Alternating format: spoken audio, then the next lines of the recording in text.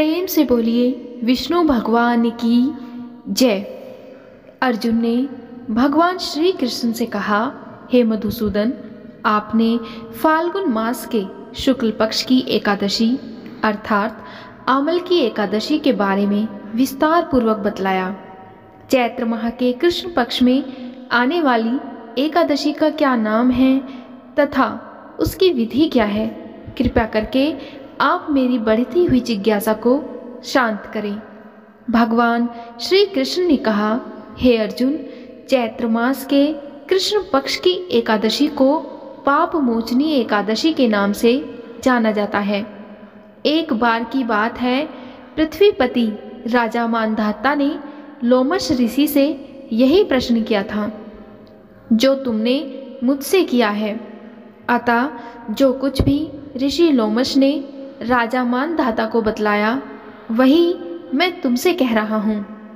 राजा मानधाता ने धर्म के गूढ़तम रहस्यों के ज्ञाता महर्षि लोमश से पूछा, हे ऋषि श्रेष्ठ, मनुष्य के पापों का मोचन किस प्रकार संभव है?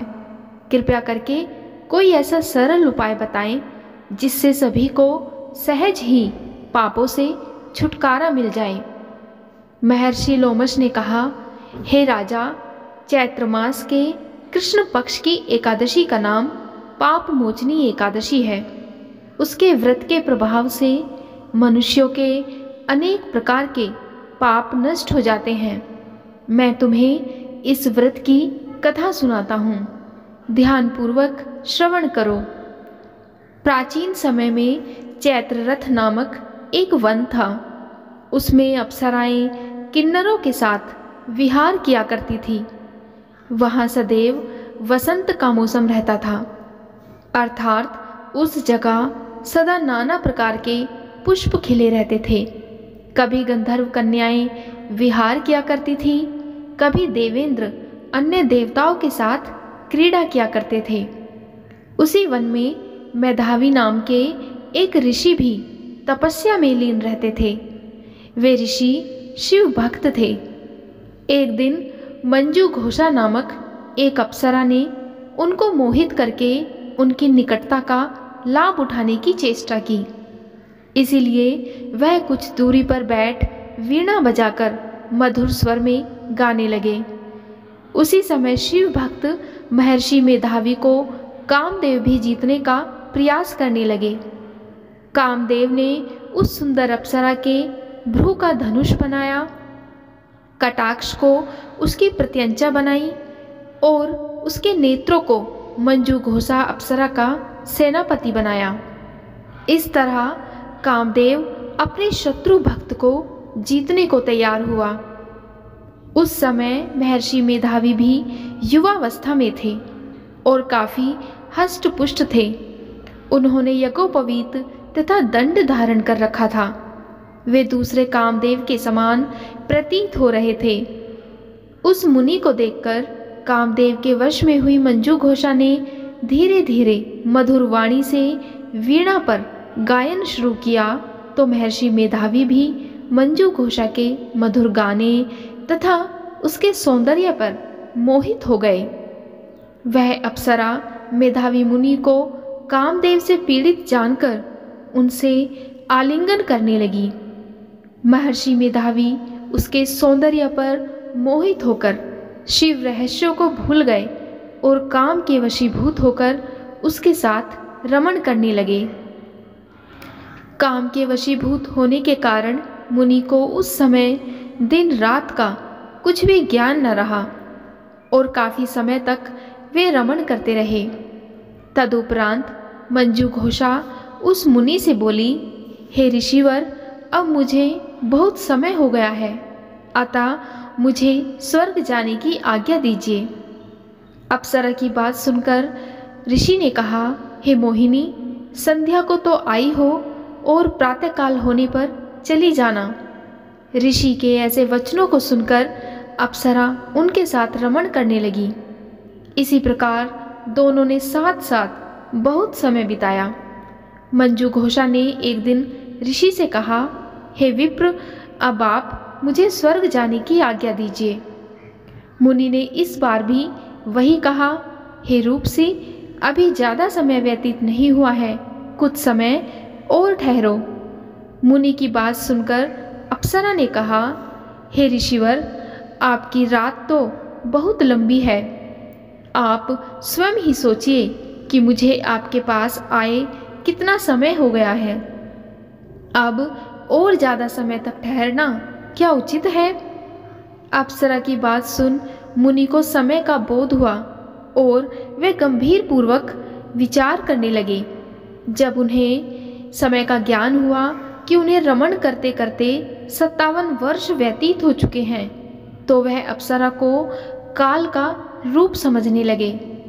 इतना ज़्यादा समय भोग विलास में व्यर्थ चला जाने पर उन्हें बड़ा क्रोध आया।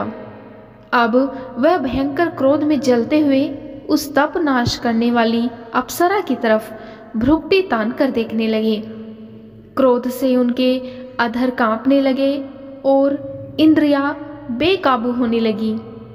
क्रोध से थरथराते स्वर में मुनि ने उस अप्सरा से कहा, मेरे तप को नष्ट करने वाली दुष्टा, तू महापापिन और बहुत ही दुराचारिणी है। तुझ पर धिक्कार है। अब तू मेरे श्राप से पिशाचिनी बन जा। मुनि के क्रोध युक्त श्राप से वह अप्सरा पिशाचिनी बन गई। यह देखकर वह व्यतीत होकर बोली, हे ऋषिवर, आप मुझ पर क्रोध त्याग कर प्रसन्न होइए और कृपया करके बताइए कि इस श्राप का निवारण किस प्रकार होगा। विद्वानों ने कहा है कि साधुओं की संगत अच्छा फल देने वाली होती है और आपके साथ तो मेरे बहुत वर्ष व्यतीत हुए हैं, अतः अब आप मुझ पर प्रसन्न हो जाइए, अन्यथा लोग कहेंगे कि एक पुण्य आत्मा के साथ रहने पर मंजू घोषा को पिशाचिनी बनना पड़ा। मंजू घोषा की बात सुनकर मुनि को अपने क्रोध पर अत्यंत ग्लानि हुई, साथ ही अपनी अपकीर्ति का भय भी हुआ। अतः पिशाचिनी बनी मंजू घोषा से मुनि ने कहा कि तूने मेरा बड़ा बुरा किया है, किंतु फिर भी मैं तुझे इस श्राप से मुक्ति का एक उपाय बताता हूँ। चैत्र मास के कृष्ण पक्ष की जो एकादशी है उसका नाम पाप मोचनी एकादशी है। उस एकादशी का उपवास करने से तेरी पिशाचिनी की देह से मुक्ति हो जाएगी। ऐसा कहकर मुनि ने उसको व्रत का सब विधान समझा दिया। फिर अपने पापों का प्रायश्चित करने के लिए वे अपने पिता च्यवन ऋषि के पास गए। च्यवन ऋषि ने अपने पुत्र मेधावी को देखकर कहा, हे पुत्र, ऐसा क्या किया है तूने कि तेरे सभी तप नष्ट हो गए हैं, जिससे तुम्हारा समस्त तेज मलिन हो गया है। मेधावी मुनि ने लज्जा से अपना सिर झुकाकर कहा कि पिताश्री, मैंने एक अप्सरा से रमण करके बहुत बड़ा पाप किया है। इसी पाप के कारण संभवतः मेरा सारा तेज और मेरे सारे तप नष्ट हो गए हैं। कृपया करके आप इस पाप से छूटने का मुझे कोई उपाय बतलाइए। ऋषि ने कहा, हे पुत्र, तुम चैत्र माह के कृष्ण पक्ष की पाप मोचिनी एकादशी का विधि तथा भक्ति पूर्वक उपवास करो, इससे तुम्हारे सभी पाप नष्ट हो जाएंगे। अपने पिता च्यवन ऋषि के वचनों को सुनकर मेधावी मुनि ने पाप मोचनी एकादशी का विधि पूर्वक व्रत किया। इस व्रत के प्रभाव से उनके सभी पाप नष्ट हो गए। मंजू घोषा अप्सरा भी पाप मोचनी एकादशी का उपवास करने से पिशाचिनी की देह से छूट गई और पुनः अपना सुंदर रूप धारण कर स्वर्गलोक चली गई। लोमश मुनि ने कहा, हे राजन, इस पाप मोचनी एकादशी के प्रभाव से समस्त पाप नष्ट हो जाते हैं। इस एकादशी की कथा के श्रवण व पठन से 1000 गो दान करने का फल प्राप्त होता है। इस उपवास के करने से ब्रह्म हत्या करने वाले, स्वर्ण चुराने वाले, मदपान करने वाले, अगम्या गमन करने वाले आदि भयंकर पाप भी नष्ट हो जाते हैं और अंत में मनुष्य को स्वर्ग लोक की प्राप्ति होती है। जय श्री हरि। अब सुनते हैं विष्णु चालीसा।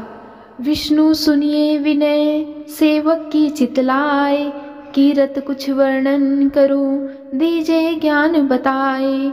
नमो विष्णु भगवान खरारी, कष्ट नशावन अखिल बिहारी। प्रगल जगत में शक्ति तुम्हारी, त्रिभुवन फैल रही उजियारी। सुंदर रूप मनोहर सूरत, सरल स्वभाव मोहिनी मूरत। तन पर पीतांबर अति सोहत, वैजयंती माला मन मोहत। शंख चक्र कर गदा विराजे, देखत दैत्य असुर दल भाजे। सत्य धर्म मद लोभ न गाजे, काम क्रोध मद लोभ न छाजे। संत भक्त सज्जन मन रंजन, दनुज असुर दुष्टन दल गंजन। सुख उपजाए कष्ट सब भंजन, कष्ट मिटाए करत जन सज्जन। पाप काट भव सिंधु तारण, कष्ट नाश कर भक्ति उपारण। करति अनेक रूप प्रभु धारण, केवल आप भक्ति के कारण। धरणी धेनु बन तुम्हें पुकारा, तब तुम रूप राम का धारा। भार उतारे असुर दल मारा, रावण आदिक को संहारा। आप वाराह रूप बनाया, हिरण्याक्ष को मार गिराया। धर्म से तन सिंधु बनाया, 14 रत्नन को निकलाया। अभिलख असुरन द्वंद्व मचाया, रूप मोहिनी आप दिखाया। देवन को अमृत पान कराया, असुरन को छवि से बहलाया। कुर्म रूप धर सिंधु मझाया, मुद्रा जल गिरि तुरत उठाया। शंकर का तुम फंद छुड़ाया, भस्मासुर को रूप दिखाया। वेदन को जब असुर डुबाया, कर प्रबंध उन्हें ढूंढवाया। मोहित बनकर खल ही नचाया, उसही कर से भस्म कराया। असुर जलंधर अति बलदाई, शंकर से उनकी नहीं लड़ाई। हार पार शिव सकल बनाई, कीन सती से छल खल जाई। सुमिरन कीन तुम्हें शिवरानी, बतलाई सब विपत्ति कहानी। तब तुम बने मुनीश्वर ज्ञानी, वृंदा की सब सुरति भुलानी। देखत तीन धनुष शैतानी, वृंदा आई तुम्हें लपटानी।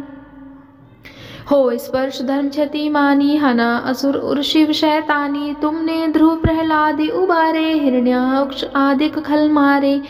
गणिका और अजामिल तारे, बहुत भक्त भव सिंधु तारे। हरहु सकल संताप हमारे, कृपा करहु हरि सिरजनहारे। देखहु मैं निज तरस तुम्हारे, दीनु बंधु भक्तन हितकारे। चहत आपका सेवक दर्शन, करहु दया अपनी मधुसूदन। जानू नहीं योग्य जब पूजन, होए यज्ञ स्तुति अनुमोदन। शील दया संतोष सुलक्षण, विदित नहीं व्रत बोध विलक्षण। करहु आप किस विध पूजन, कुमति विलोक होत दुख भीषण। करहु प्रणाम कौन विधि सुमिरन, कौन भांति में करहु समर्पण। सुर मुनि करत सदा शिव काई, हर्षित रहत परम गति पाई। दीन दुखिन पर सदा सहाई, निज जन जान लेवे अपनाई। पाप दोष संताप नसाओ, भव बंधन से मुक्त कराओ। सुत संपत्ति दे सुख उपजाओ, निज चरणन का दास बनाओ। निगम सदा ये विनय सुनाए, पढ़े सुने सो जन सुख पाए। प्रेम से बोलिए विष्णु भगवान की जय।